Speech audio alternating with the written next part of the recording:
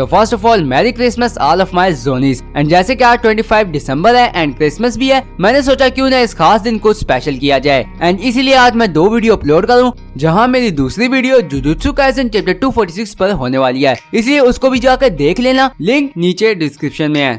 तो my hero academia chapter 410 आ गया है, जहाँ all for one is finally dead. जी हाँ, ऑल फॉर वन फाइनली मर गया है। साथ साथ कुछ ऐसा होता है जो हमने कभी नहीं सोचा था, एटलीस्ट शिगराकी के थ्रू नहीं सोचा था कि वो डेकू का कोर्क चुराएगा। या guys you heard me right, क्योंकि इस चैप्टर में टोमोरा शिगराकी डेकू का कोर्क चुरा लेता है। ऑल्सो बाकुगो इस चैप्टर में प्रूफ कर देता है कि वो नंबर 1 हीरो है। तो अब ये सब कैसे हुआ वो जानने के लिए तुम्हें वीडियो को एंड तक जरूर देखना होगा। तो वेलकम जोनीस, आज की वीडियो में हम माय हीरो एकेडमिया चैप्टर 410 की बात करने वाले हैं, जहाँ इसमें होने वाले जितने भी इवेंट्स एंड डिटेल्स हैं मैं कोशिश करूंगा कि तुम्हें वो मैं काफी अच्छी तरह समझा दूं। तो अब without wasting any more time let's start the video.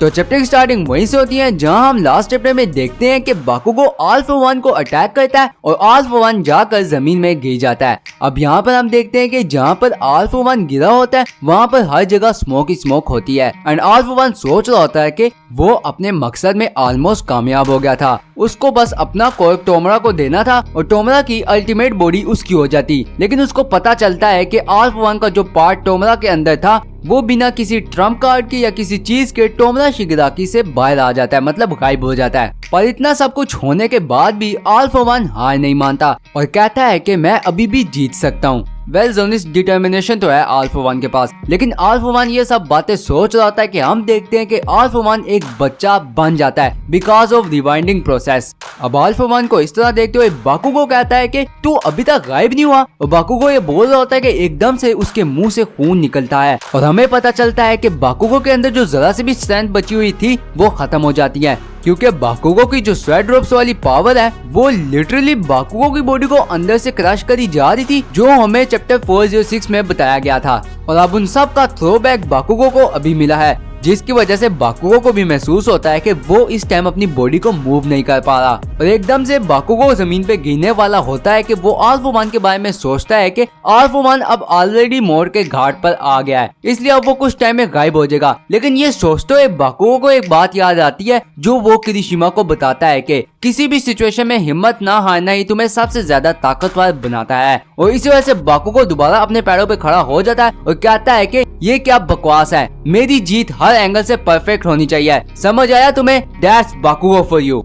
अब बाकुगो को इस तरह देखने के बाद ऑल फॉर वन बाकुगो को कहता है कि मेरे से दूर हट जाओ और अपनी माँ वाले कोर्क से बाकुगो के मुंह पे अटैक कर देता है, जहाँ मुझे भी ये पैनल देखने के बाद लगा कि ये क्या हो गया। बट नेक्स्ट पैनल में हम देखते हैं कि बाकुगो उस टैग को अपने डांटों से पकड़ के तोड़ देता है और कहता है कि all for one it's time for you to sleep. और हम देखते हैं कि ऑल फॉर वन गायब होना शुरू हो जाता है, जहाँ ऑल फॉर वन को महसूस होता है कि his emotions are getting the better of him, क्योंकि उसने अपने जज्बातों को अपने सर पर हावी होने दिया और अपनी सारी ताकत को सिर्फ एक अटैक में लगा दिया, जो अटैक भी मिस हो गया। एंड ऑल फॉर वन को अपनी गलती महसूस हो जाती है और इसी पछतावे में ऑल फॉर वन गायब हो जाता है, मींस के रिवाइंड हो जाता है। और उसने जितने भी लोगों के कोर्क चुराए होते हैं वो सब अपने ओनर्स के पास वापस चले जाते हैं, मे बी एक्सेप्ट मुझे ये नहीं पता कि जो लोग अभी जिंदा नहीं है उनके कोर्क्स कहाँ गए। बट हॉक फैंस तुम लोग खुश हो जाओ, मे बी तुम्हारे हॉक का कोर्क उसके पास वापस चला जाएगा, क्योंकि अभी ये कंफर्म नहीं हुआ कि ऑल फॉर वन के गायब या मरने के साथ सारे कोर्क भी उसके साथ गायब हो गए या फिर अपने ओरिजिनल ओनर के पास वापस चले गए हैं। बट ओवरऑल दोनों पॉसिबिलिटीज में 50-50% चांसेस हैं। अब फाइनली इतनी मुश्किलों एंड सैक्रिफाइसेस के बाद all for one is finally dead, जहाँ बाकुगो ये देखते हुए ऑल माइट का विक्ट्री पोज मारने की कोशिश करता है, मगर उसकी बॉडी जवाब दे देती है, जहाँ बाकुगो जमीन पे गिर के कहता है कि इज़ुको अपना बेस्ट देना।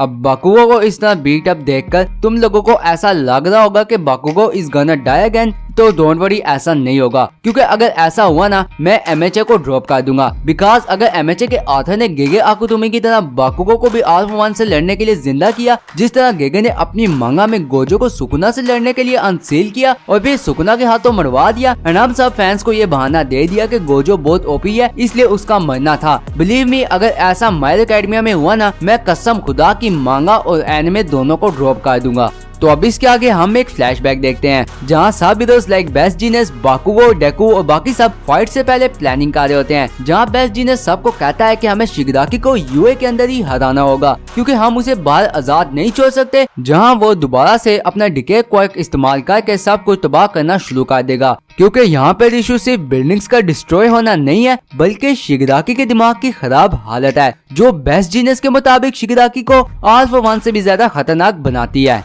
क्योंकि अल्फा 1 सब चीजों पर रूल करना चाहता है, जिसका मतलब यह है कि अगर वो सब चीजों पर रूल करना चाहता है तो इसलिए वो लोगों को जिंदा रखेगा, क्योंकि रूल करने के लिए कोई चीज या लोग भी होने चाहिए जिन पर तुम रूल करो। मगर वहाँ दूसरी तरफ शिगदाकी सबको खत्म करना चाहता है, मीन्स के हर चीज का खात्मा, प्योर डिस्ट्रक्शन। एंड जिस तरह हमें पता है कि कितना ज्यादा ताकतवर शिगदाकी इस टाइम है, वो ग्राउंड को भी अपना टारगेट बनाकर उस पे डिके यूज कर सकता है और जापान के बड़े बड़े हिस्से या फिर पूरे जापान को ही डिस्ट्रॉय या खाक में मिला सकता है, जिससे हमें ये भी पता लगता है कि शिगदाकी सिर्फ एक विलन नहीं बल्कि नेचुरल लेवल कैलामिटी बनने जितना दम रखता है। अब इसके बाद हम वापस प्रेजेंट में आते हैं, जहां सब लोग जो यूए बंकर्स में अपनी जान बचाकर आते हैं, वो लोग अपने घरों को तबाह होते हुए देखकर रो रहे होते हैं, जहां वो लोग ये सब कुछ टीवी पर देख रहे होते हैं। एंड फिर देखो कि मोम भी ये सब देख रही होती है कि कैसे उसका बेटा दुनिया के सबसे खतरनाक तरीन विलन से लड़ रहा है अपनी जान को दाव पे लगाकर। और ये सब देखते हुए देखो कि माँ की आंखों में आंसू भी आ रहे होते हैं, जिसको देखकर हमें पता चल रहा होता है कि एक माँ के लिए अपने बेटे को इस तरह देखना कितना ज्यादा मुश्किल होता है और कितनी हिम्मत वाली बात होती है।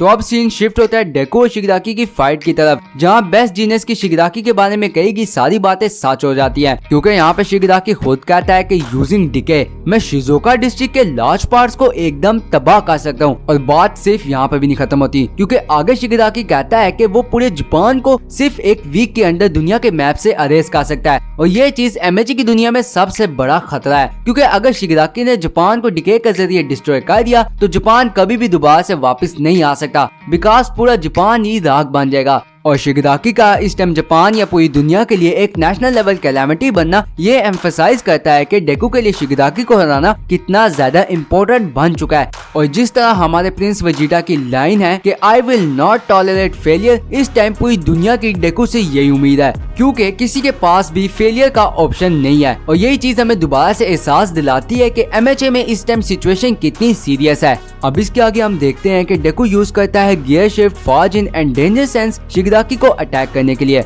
और ये एक एपिक शोडाउन होता है बिटवीन टू ऐसे दो लोगों के जो क्वार्क की इंडस्ट्री में मॉन्स्टर्स हैं। एंड इसी के दौरान शिगदाकी को फील होता है कि अल्फा 1 मर गया, और शिगदाकी ये कहते हुए खुश भी होता है क्योंकि अकॉर्डिंग टू शिगदाकी अल्फा 1 को अपने किए की सजा मिली अगर वो बाकुगो जैसे बच्चे को भी नहीं हरा सका। अब शिगदाकी की ये बात सुनने पर मैं शिगदाकी को कुछ कहना चाहूंगा, बहुत सही के अगर बाकुगो तेरे से लड़ने आता ना तो उस टाइम तेरा भी टिकट कट जाता। तो अब दोबारा मांगा की तरफ आते हैं, जहाँ शिगदाकी आगे कहता है कि वो अल्फा 1 से एक चीज के लिए शुक्रगुजार है, क्योंकि अल्फा 1 ने अपने प्लान में शिगदाकी को ताकतवर बनाना शामिल रखा था, जिसकी वजह से शिगदाकी को एक ताकतवर बॉडी भी मिली और वो इतना ताकतवर बन चुका है कि डेकू के साथ कैचअप कर सके 100% पर। क्योंकि जहाँ डेकू गियर शिफ्ट और फाजिंग यूज कर रहा होता है, शिगदाकी उससे भी ज्यादा तेज होकर डेकू के मुंह पर अपनी उंगलियां लगा लेता है, लेकिन यहाँ पर डेकू शिगदाकी के डिकर यूज करने से पहले ही शिगदाकी की उंगलियां डिस्ट्रॉय कर देता है। पर फिर हमें पता चलता है कि उस कम टाइम में जहाँ शिगदाकी ने डेकू के मुंह पर अपनी उंगलियां थोड़ी देर के लिए रखी थी, शिगदाकी ने उस बिल्कुल थोड़े से टाइम में डेकू का एक क्वार्क चुरा लिया। और इस पैनिक हालत में डाइग्रो बांजो का वेस्टेज जल्दी से डेकू के पीछे आता है, उसे बताता है कि शिगदाकी ने शिनामोरी का डेंजर सेंस क्वार्क चुरा लिया। तो जोनी शिगदाकी ने इस टाइम डेकू का क्वार्क चुरा लिया। ये चीज एमएचए की हिस्ट्री का सबसे बड़ा प्लॉट ट्विस्ट है। अब शिगदाकी एकदम से अपनी उंगलियों को दोबारा से रीजेनरेट करता है और डेकू से पूछता है कि आप कितनी देर तक तुम मेरे सामने टिक सकते हो, जिसका मतलब शिगदाकी आगे भी डेकू के और भी क्वार्क चुराने वाला है एंड इन टाइम वो अल्फा 1 को भी चुरा लेगा।